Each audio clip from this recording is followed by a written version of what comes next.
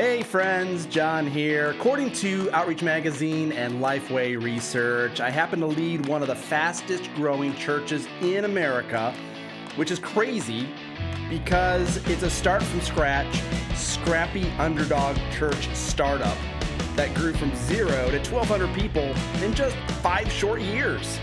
The secret? Being fearless like a comedian. Seizing the microphone, taking the stage, fearlessly declaring what you want. It's connecting through comedy. So on this podcast, it's all about revealing the secrets of popular comedians, thinkers, influencers. The Fearless Leadership Podcast provides a fresh approach to life and leadership by revealing how to unleash contagious enthusiasm, equip leaders to leverage laughter and passion, plus create sustainable momentum in your life, leadership, and legacy. I'm Jonathan Herron. This is episode 58 of the Fearless Leadership Podcast. Let's go! Gang, thank you for tuning in. Episode 58, Fearless Leadership. Jonathan Herron coming to you from the High Five State, Michigan. Today, we are kind of pausing all of the talk of how to relaunch your organization.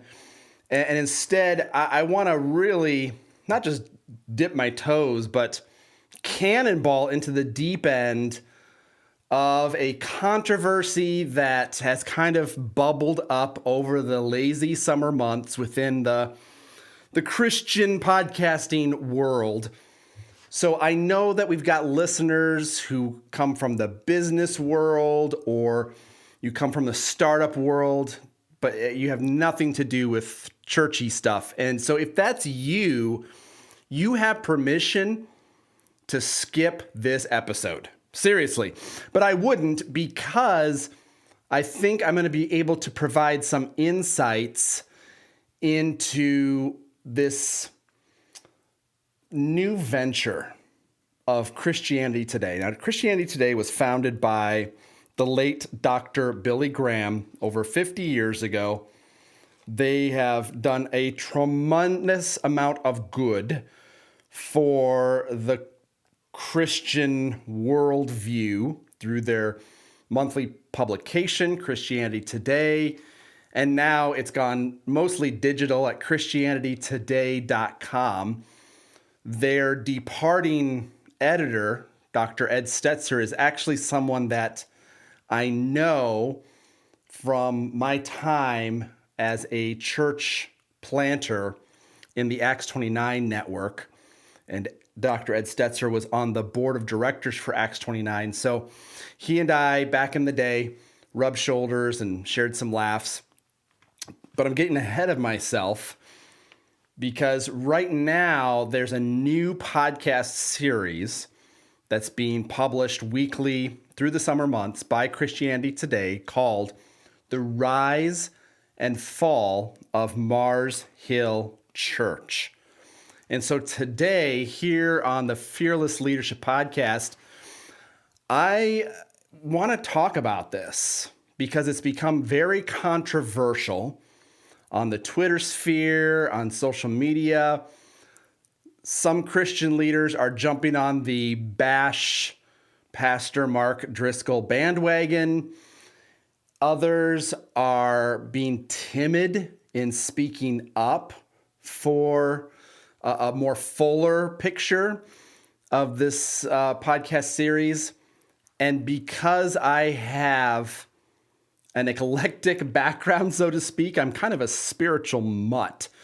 But because I've crossed paths with Mark Driscoll, and I served on staff at New Spring Church under Perry Noble, and I was part of the Acts 29 network, and now being 20 years into full-time Christian ministry, you know, there is a time when leaders have to fearlessly speak into controversy.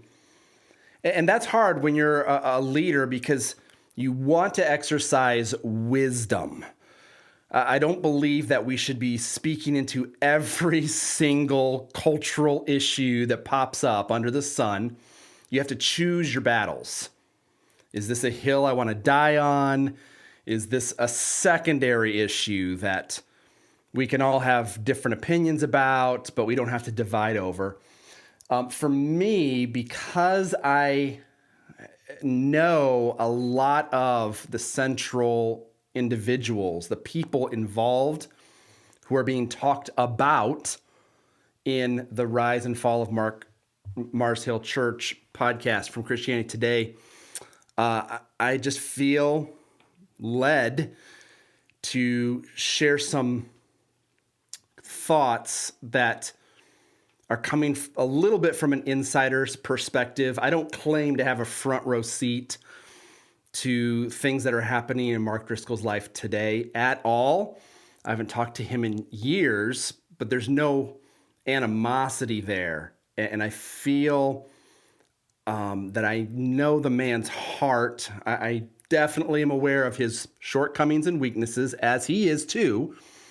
But there's also immense good, immense fruit that is being thrown out with the kitchen sink. And so I really do feel compelled to take a few moments on this platform, the Fearless Leadership Podcast, to stick my neck out and share a contrarian view to what is being blogged about and podcasted about and bandied about on the Twitter sphere, just to bring balance, like Star Wars bringing balance to the Force. So that's the scoop. And if that's not your cup of tea, it's totally fine to skip this episode. Just make sure you're subscribed to the Fearless Leadership Podcast. You can subscribe to us on Apple, Google Play, Spotify, Stitcher. But I think the best way to stay connected is on our YouTube channel. So you can just hit the subscribe and the little bell so an angel gets its wings at youtube.com/Jonathan Herron. All right. I don't claim to be a prophet. I'm not the son of a prophet, and I work for a nonprofit organization. So these are just my opinions that I want to share in the leadership realm today. So let me set this up so that if you're not aware of the controversy, now you will be. Christianity Today, once again, is releasing a series, a limited podcasting series. It's for free. You can download it yourself. It's called The Rise and Fall of Mars Hill. Mars Hill Church started in the late 90s during the angst of Gen X, which was all about deconstructing the faith, which is funny because here we are 25 years later, and the Zoomers, Gen Z, is all about deconstructing the faith. All you have to do is hop on TikTok, look at Abraham Piper, one of the sons of Dr. John Piper, and you'll see a young man who is very confused, who has a lot of wounds from his past, probably some daddy issues, and he's lashing out by taking pot shots at historic Orthodox Christianity. And he has that right. But what he's saying and what he's doing, in my opinion, is wrong. He's lashing out as a wounded animal, and the deeper issues are going unaddressed. And that's part of the problem of social media. We have this phenomenon, the internet, which is instant, constant, global, permanent. And social media is just such a tool for hyper extreme views. So 2,000 years ago, ancient Rome, the city of Rome, had running water. They had hot water, cold water. If you go and see the ruins, the aqueducts, you go, wow, what a marvel of engineering. The way that the Romans were able to pull this off for the first time in human history was by using lead to make pipes, because lead is very malleable.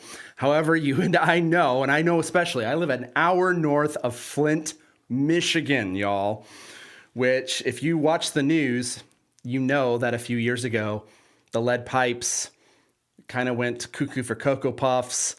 Lead got into the water system, and now it has just devastated the greater Flint, Michigan area for a generation. It's a very sad story. And so a lot of historians and archaeologists look at the water system of ancient Rome 2,000 years ago, and they say that led to the cultural demise of Rome, because over time, lead pipes, the lead will get into the water and it will affect the mind. It latches onto certain cells and does a real number on the human body's systems. I think that one day we're going to look back at this time in history with the advent of social media, YouTube, which are wonderful tools, but we're going to look back and see this as our lead pipe moment, where everybody jumped on the bandwagon. And then during a global pandemic, when people are separated, they're afraid, and they have no control. And psychologists, I'm married to a counselor, psychologists will tell you the two greatest fears of the human brain are lack of control and not knowing what tomorrow holds. We crave control. And so 14 months of lockdown does a number. It's traumatic on the psychology of people. YouTube, Twitter, all these social media tools were our only way of pushing through the loneliness. And it was easy for people who are alone by themselves. They're trying to find meaning in the midst of pandemic and separation. It's easy to jump onto any bandwagon, to jump onto a news channel that fits your ideology, your point of view, and then to find like-minded echo chambers on Reddit and on Facebook.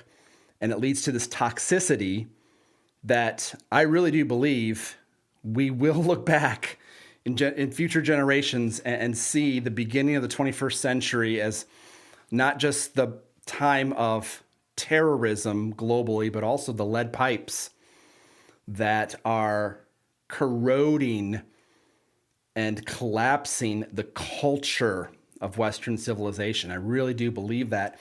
And so that feeds into podcasting, which anybody with a strong Wi-Fi connection and a Radio Shack microphone can say whatever they want, whenever they want. It costs nothing. And some podcasts are great, beneficial, wonderful entertainment, but there's a lot of bad podcasts. Podcasts have kind of usurped blogging from 10 years ago, and we all know that the Greek word for blog is demon.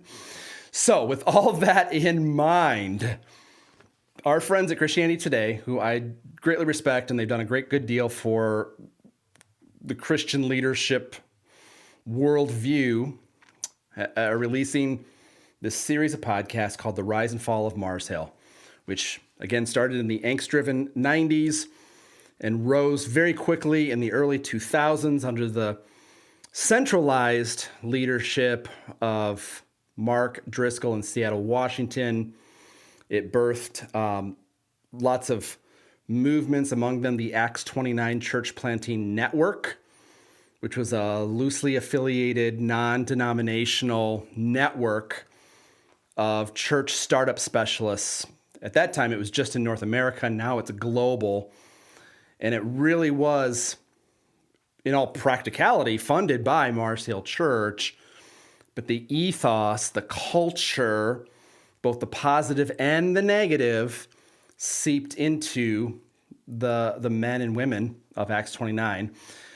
And in 2014, October 15th of 2014, I was in Jerusalem.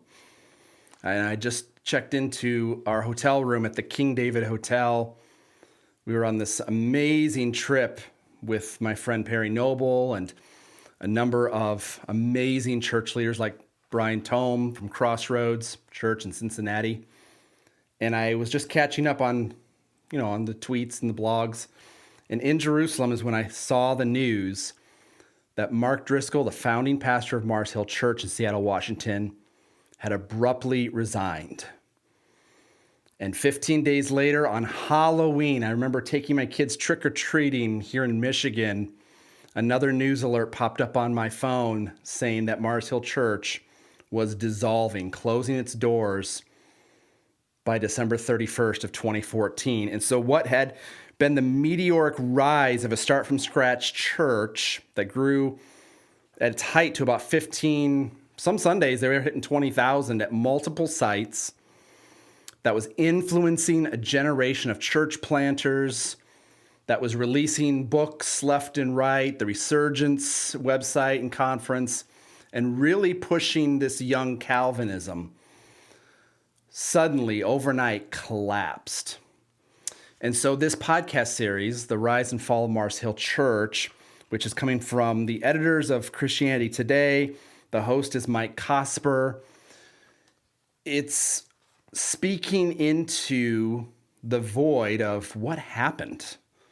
How did something that just took off and was a force for good collapse? And then you hear these horror stories of church attendees and staff who feel so deeply wounded by the leadership style of Mark Driscoll. So I just want to speak into that a little bit. I've listened to all the podcast episodes. There's been 3 released to date, as well as other podcasts that have commented on this series. Just earlier today, I listened to a podcast called The Happy Rant, episode 353. It was called The Driscoll Episode. And I had never listened to Happy Rant before, but I do follow Barnabas Piper on Twitter. He's another son of Dr. John Piper. And I don't know, as I've been listening to the commentary, both in the Christianity Today pieces and then on Happy Rant and on other podcasts, something inside me didn't sit right. And that's what kind of led to this, my own happy rant, so to speak, my own Driscoll episode. So here's my history, just so you know that I'm not hiding anything from our listeners, because I always aim to be transparent. You won't find a church that's more transparent than my church, Life Church. You can go to our website, lifechurchmichigan.com, find out anything or ask anything. And so my own journey in 20 years of full-time ministry started out in student ministry, youth work, finished up seminary in Northeast Ohio, go LeBron James and Steph Curry. Ended up in 2005 taking the position of youth pastor at a then unknown New Spring Church in Anderson, South Carolina. My wife and I bought our first house in Anderson, South Carolina, and I inherited a student ministry that was growing very, very quickly, one of the fastest growing student ministries in the country, under the leadership of Perry Noble, who is a visionary leader. He had started New Spring from scratch in the year 2000, and when I was there on staff on the executive team, we were running about 5,000 to 6,000 people every Sunday in rental facilities. Eventually, New Spring, exploded to 22,000 people, multi-sites all throughout South Carolina. And then very publicly in July of 2016, 5 years ago this month, my good friend Perry Noble was released from ministry.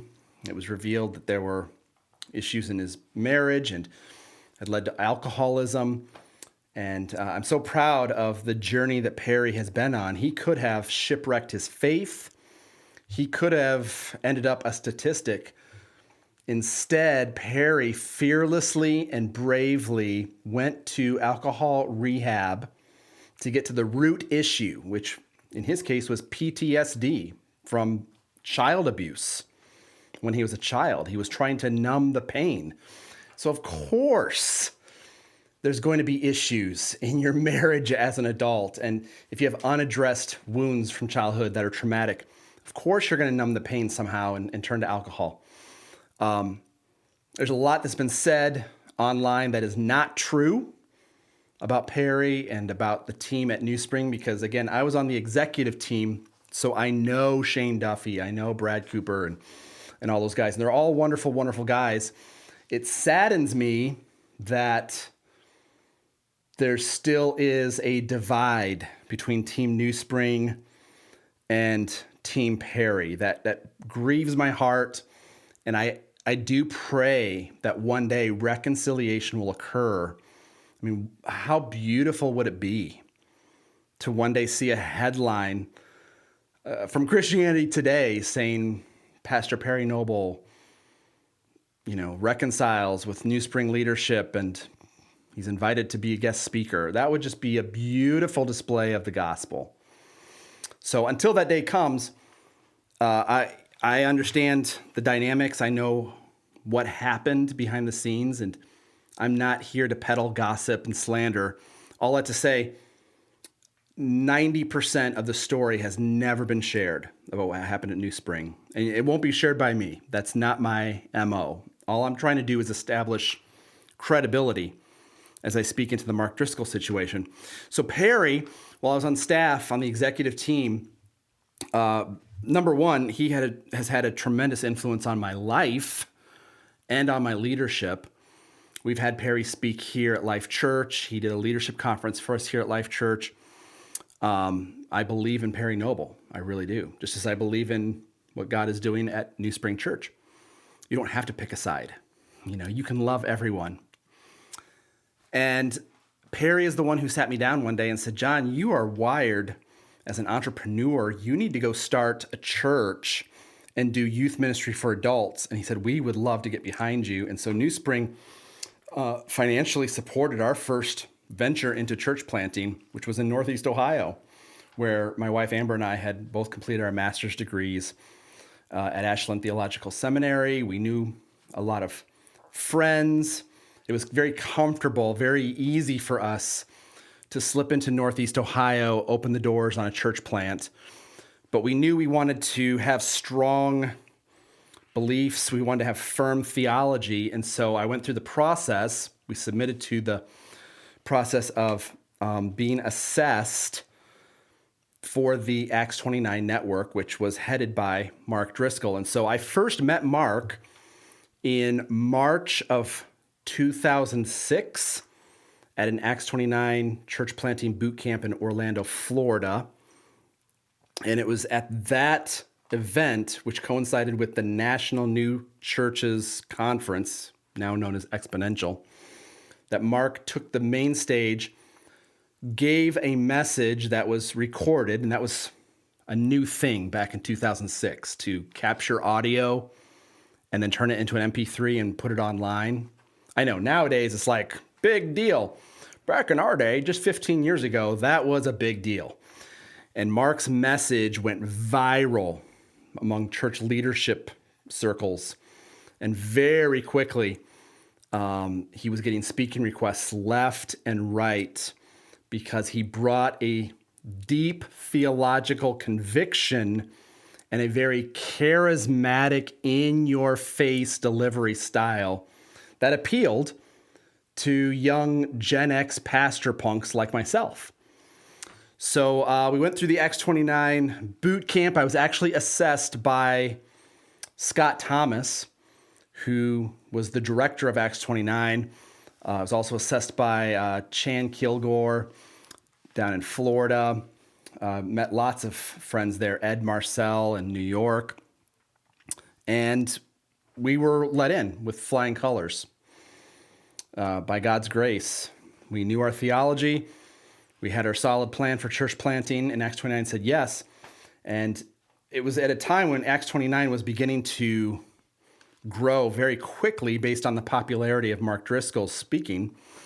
And so it was kind of like we were flying this airplane, this jet called Acts 29, and we were putting the wings and the pieces together because very quickly I was asked to start assessing other potential church planters. And so I kind of did this boot camp crash course of how do you assess young men, young women who feel called to church planting.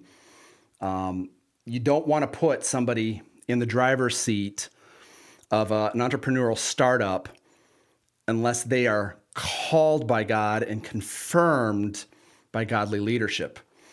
So very quickly, I found myself in 2006, 2007. Amber and I were flying all around the country on Acts 29's dime to assess church planters in North Carolina and New York and other places.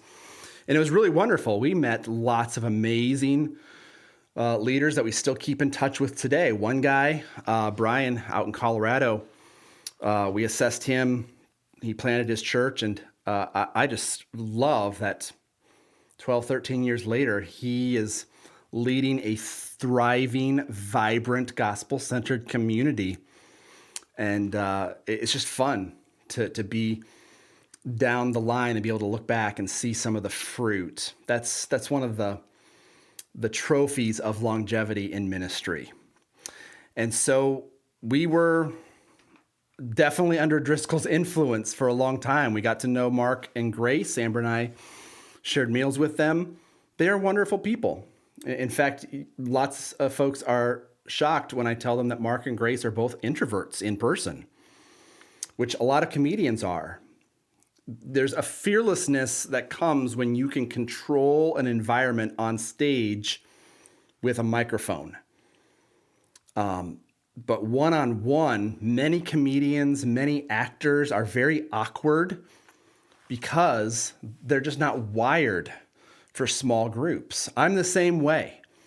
That's why I thrived in the Chicago comedy scene back in the late 90s. And as part of the secret sauce here at Life Church is I have no problem fearlessly taking the mic, being the prophetic voice, getting people laughing, rallying up, the team, like the air war, but the ground war of doing small group work, that exhausts me. I'm just not wired for it. That's not how God made me. And so that's not how God made Mark and Grace. They really thrive speaking at a 30,000 Google Zoom out level, and they do a great job. And just really love their hearts for ministry, their hearts for people, their love for Jesus.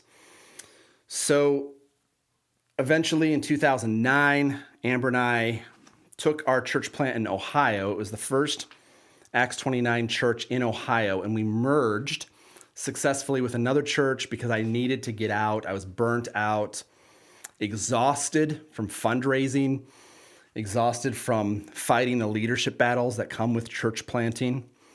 The statistics are all true. Within the first 2 years of starting a new church from scratch, the turnover rate is 100%.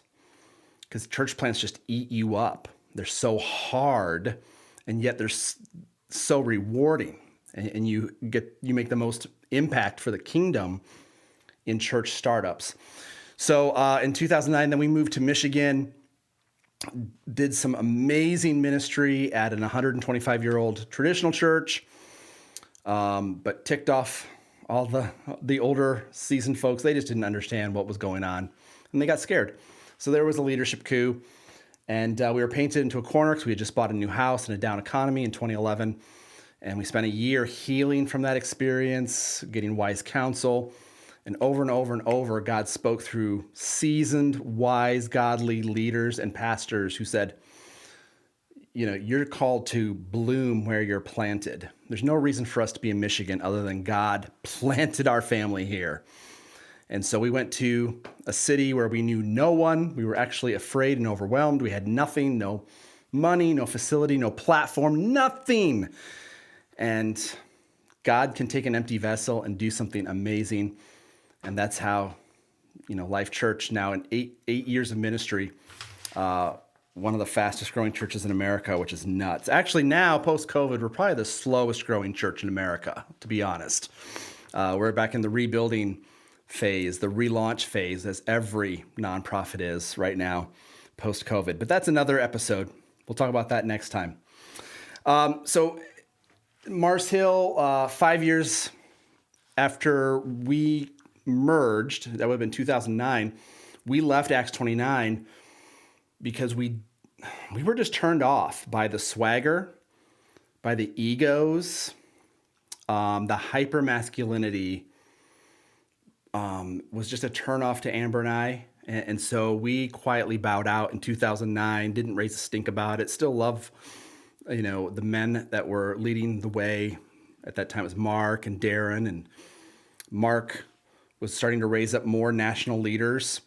So Matt Chandler was just coming up the ranks at that point, which is funny because now he's like one of the highest, sought after speakers, giving his greatest hits messages at conferences. A smart guy, brilliant guy. And so we bowed out at Acts 29, but we stayed connected with New Spring. New Spring actually financially invested in Life Church early on, which is a God story in its own right that I'll tell another day. So all that to say, I've had the good fortune to cross paths with Mark Driscoll, Perry Noble, both names that came up in episode 1 of Christianity Today's The Rise and Fall of Mars Hill. I just have 3 thoughts to share about this podcast series from Christianity Today.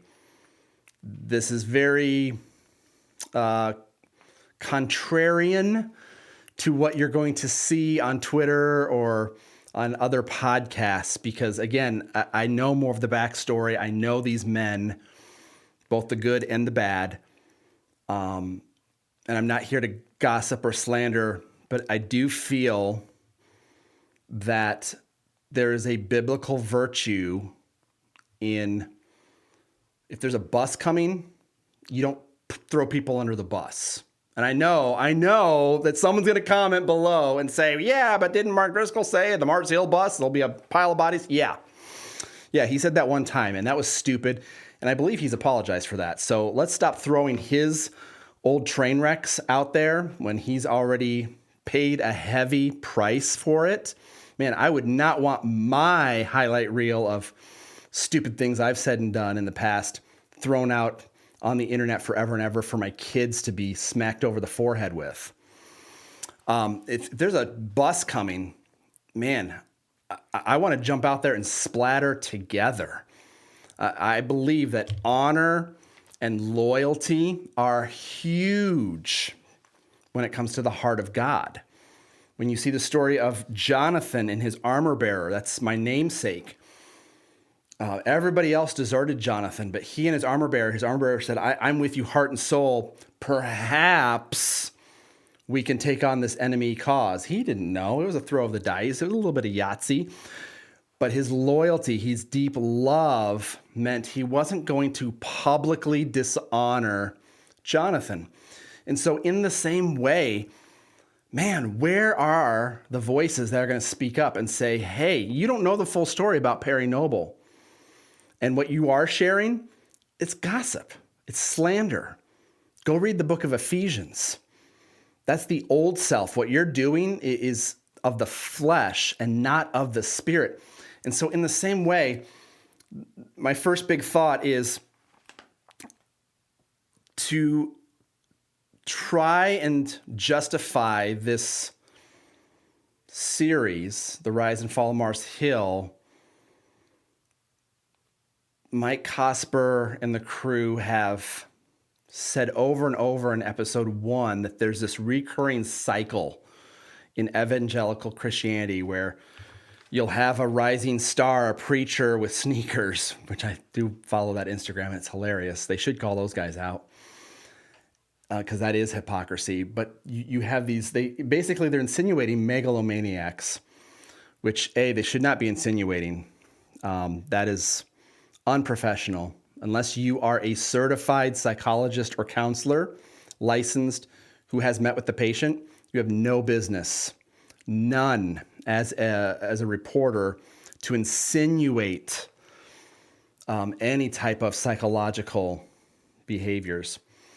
But to insinuate that there's a cycle of rising preaching stars who then become very brash and they crash and burn, that was wrong. Listen, I appreciate the high production value that Mike Cosper and company have put into with The Rise and Fall of Mars Hill. They've done their research. The series, I do appreciate it. It's kind of like a cross between a Netflix documentary meeting Serial, the Serial podcast. And so there's great music and sound clips, and there's definitely an agenda-driven narrative. And that's what bothers me, is the agenda of lumping everyone together when there's deeper complexity. So that's my first thought, my first of three thoughts, is to say, here's the contrarian view. There's deep complexity with men like Mark and Perry and Tullian and whoever else. Not all the situations are the same. There are sides to the story that have never been brought to light. And so it is not only disrespectful, but it's disingenuous as a reporter to say, this is the gospel truth. All these guys have the same. No. Perry was suffering from post-traumatic stress disorder, PTSD. Mark Driscoll was not. And to somehow lump their situations into one snowball, no, it doesn't pass the sniff test, and it's wrong. Frankly, it's poor reporting.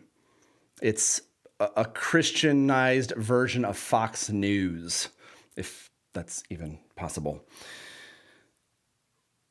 Instead of attacking the problem, Cosper and company are attacking the person.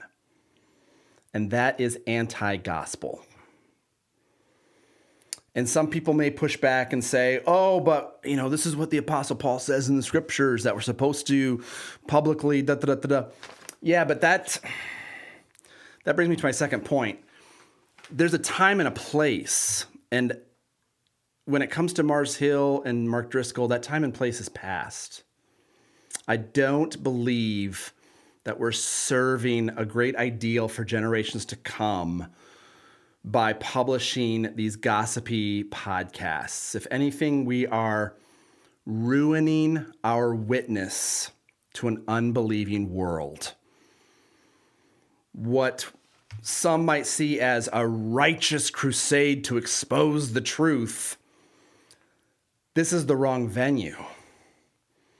Anybody and their grandma can download this podcast and see it as an echo chamber of, this is why new atheism is the way, because these Christians, they're just as bad as the world.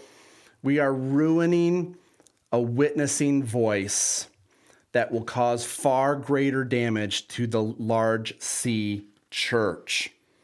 This is not the way, in a gospel-centered fashion, to seek reconciliation and to bring order to a complex situation.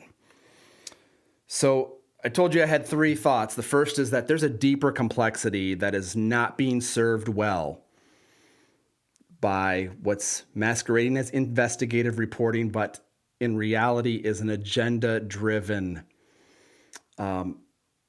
character-attacking podcast. And that grieves me because I don't know Mike Cosper or the team personally, but I'm sure that they have good hearts. They obviously are very good at producing and creating high-quality content for consumption because the podcasts are very riveting, and I would imagine that their download rate is spiking through the roof. That said, the ends do not justify the means. Attacking a person is never, it's inexcusable. It's not attacking the problem.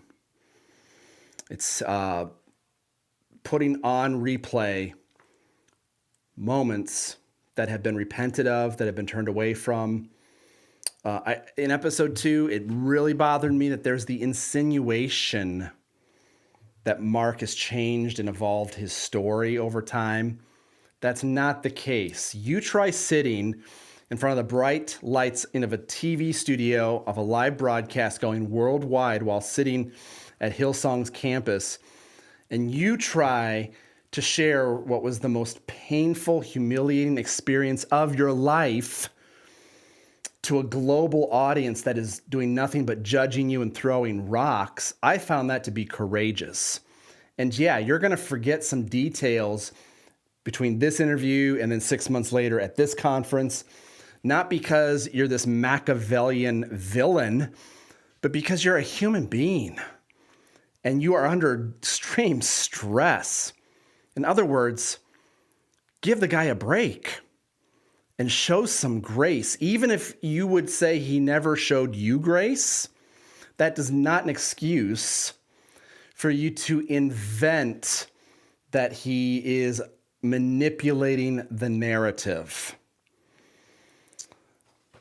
So there's a deep complexity. Number two, it ruins the witness of the global church, especially when you have things like the Happy Rant, episode 353, which refers to Mark Driscoll as Drisky.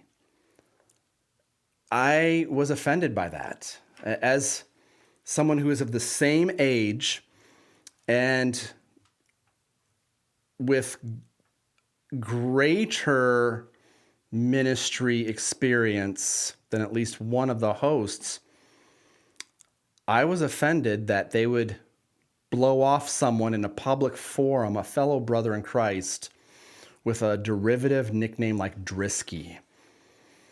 If that's how you treat a person on the air, it makes me wonder how you talk about people in your congregation off the air.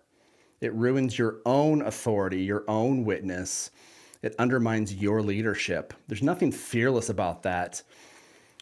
Calling people names, that's middle school, which is ironic considering they're attacking Mark Driscoll's leadership style as middle school tactics. That's slander, and that's wrong.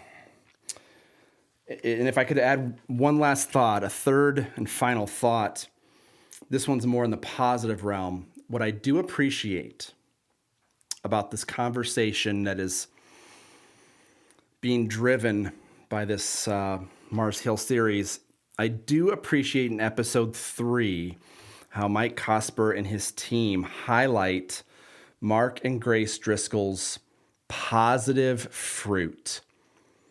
There are many, many untold stories of lives transformed by the gospel because of the fearlessness of gospel-centered preaching that came from Mark and Grace Driscoll. Yes, there were many sins committed, and I don't think we need to beat that horse anymore. I appreciate deeply the personal interviews from individuals who benefited from the ministries of Mars Hill Church, who appreciate the great personal sacrifices that were made by the Driscoll family. And I can understand why at the end of each episode, Mike Cosper has to say, we invited Mark Driscoll to speak and he has not returned our calls. I wouldn't return your calls either, bro. What you're doing is character assassination. And I understand that division and hyper-partisanship sells, or in this case, it drives people to download. And if it becomes talked about, then people are going to subscribe to the print edition of Christianity Today. I understand the business side of this. Just as in the Happy Rant, as they are dismissing Drisky because of business dealings with his books. Hello, that's not an issue with Mark Driscoll. That's an issue with the Christian book publishing enterprises. Those are the institutions that you should be doing investigative journalism on, because they created the operation that financially benefits them, and they threw Driscoll and others out as sacrifices.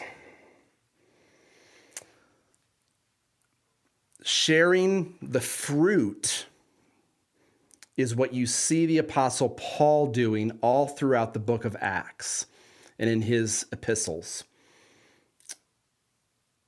And even in Philippians chapter 1, the Apostle Paul said that if someone is talking about Jesus, but they're doing it for personal profit, or they're doing it for an agenda that's less than holy, Paul said, I still rejoice because at least the name of Jesus is being declared. And so wherever you fall on the Mars Hill and now Trinity Church, ? Understand that Jesus is still being preached. You can't accuse Driscoll and company of being cult leaders as they have been accused, because they have not changed the definition of who is Jesus, what is the gospel. And we should be celebrating the fruit, and anything that's disqualifying or sinful, yes, should be dealt with in the appropriate venue, which is not a podcast or hearing a bunch of frat boys go on a happy rant. That grieves the heart of God, as it grieves mine. So, there you go. Those are my personal thoughts on this new series, The Rise and Fall of Mars Hill, which is available wherever you get podcasts. I'm not interested in debating anyone in the comment section, so you are welcome to have your opinion, but you're not going to see me engaging in debates. I just don't have time for it. I'm too busy reaching people for Christ and investing, equipping, motivating church leaders, business leaders for a greater good, which to that end, I would love to connect with you live Wednesday mornings at 8 a.m. Eastern Standard Time. I have the privilege and honor of doing live leadership coaching online with leaders from all across the United States, New York, Georgia. There's even a guy in Africa. He's like 8 hours ahead, and he figures out what time to jump online for private, personal, raw leadership tips from the point of view of comedians and a fast-growing church strategists. I would love for you to jump in with your team. All you have to do is sign up for my free leadership email blast at jonathanherron.com. And when you get those leadership emails, open them up, you'll find the free link, your complimentary seat to Wednesday morning leadership coaching, 8 a.m. Eastern Standard Time. No egos, no swagger, no sales pitches. I don't try to sell anything. I have a Patreon page if you want to, invest in my work. That's at patreon.com/Jonathan Herron. But this is just a service. This is a ministry. This is a passion of raising up a generation of fearless leaders who sees every moment in life, leadership, and in leaving a legacy. I'd love to connect with you on social media, get your feedback on today's episode. You can always find me at High Five John. That's at High Five JON on all the different social media platforms. And of course, at my home base, jonathanherron.com. Leave a review. Every positive review on the podcasts and on YouTube helps increase our visibility among more listeners, more leaders like you. So your positive reviews are definitely one way that you can help support this work. And I hope that this has been helpful to you. I hope this has been inspiring to you, that you can have a contrarian view. We can vigorously debate without having division, because at the end of the day, we're in this together. Together we win. And I believe that your best days are ahead of you. If you've been knocked down by COVID and the disruption to your industry or your church, listen, your setback is really a setup for your comeback. So make sure you're subscribed to the Fearless Leadership Podcast. Subscribe to our YouTube channel so you don't miss future episodes. We got a lot of fun surprises and tips and help coming your way in the pipeline. I'm Jonathan Herron. Thank you so much for tuning in. God bless. And remember to enjoy your burrito.